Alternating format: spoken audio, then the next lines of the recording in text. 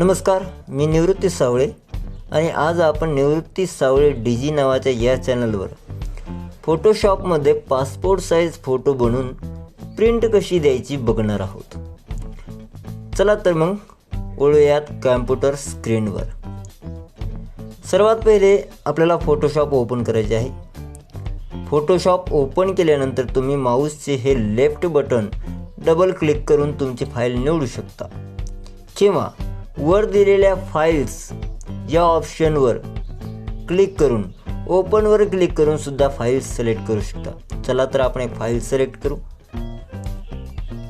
सर्वात पहिले आपल्याला या फाईलचे ब्राईटनेस वाढवायचे आहे. तर त्यासाठी तुम्ही Ctrl+M दाबून या कर्वला थोडं वर करून असे ब्राईटनेस वाढवू शकता. थोडेसे वर करून ब्राईटनेस वाढवा आणि नंतर ओके करा. यानंतर आपल्याला टूल बारमधून शार्पन टूल घ्यायचा आहे, जेणेकरून आपण चेहऱ्यावरील डाग धब्बे क्लीन करू शकतो. माऊसच्या राईट बटनाला क्लिक करून तुम्ही याची साईज वाढवून घ्या. Ctrl+ बटन दाबून फोटो थोडा झूम करा. जिथे कुठे डाग असेल तिथे या टूलच्या सहाय्याने त्याला साफ करा, अशा प्रकारे. यानंतर Ctrl- करून फोटो झूम आउट करा.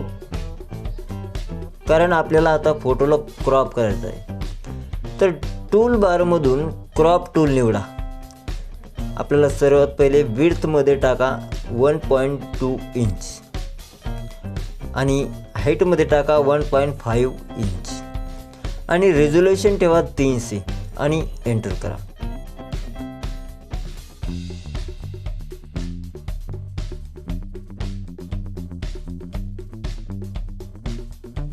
आता माऊसच्या सहाय्याने अशा प्रकारे फोटोला सिलेक्ट करा व एंटर बटन दाबा.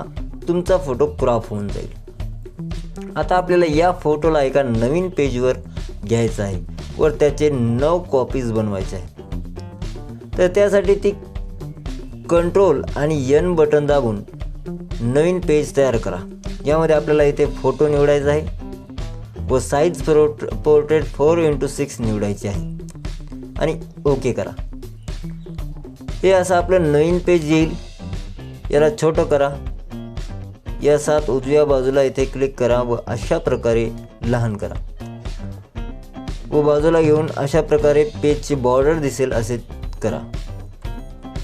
नंतर हा फोटो आता तुम्हाला या नवीन बनवलेल्या पेजवर घ्यायचा आहे. त्यासाठी टूल बारमधून मूव्ह टूल निवडा व फोटोला लेफ्ट बटन दाबून धरून असे फोटोला नवीन पेजवर आणा.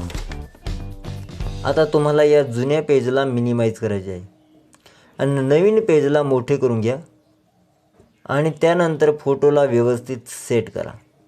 आणि आता आपल्याला या फोटोला बॉर्डर द्यायची आहे. त्यासाठी येथे एडिटवर क्लिक करा, स्ट्रोकवर क्लिक करा व 3 पिक्सल करायचं आहे. कलर ब्लॅक निवडा आणि ओके करा. हे बघा अशा प्रकारे बॉर्डर लागेल. आता अल्ट बटन दाबून धरून तुम्ही प्रत्येक फोटोला एकापेक्षा जास्त कॉपी करू शकता. अशा प्रकारे व्यवस्थित सेट करा.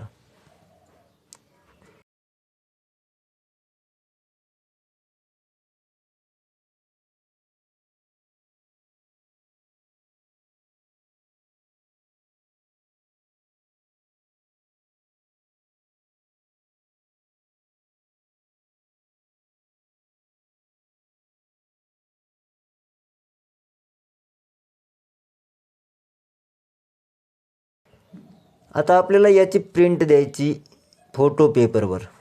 Ctrl+P करा. अशा प्रकारे प्रिंट पेज उघडेल. आता पेज सेटअप करा.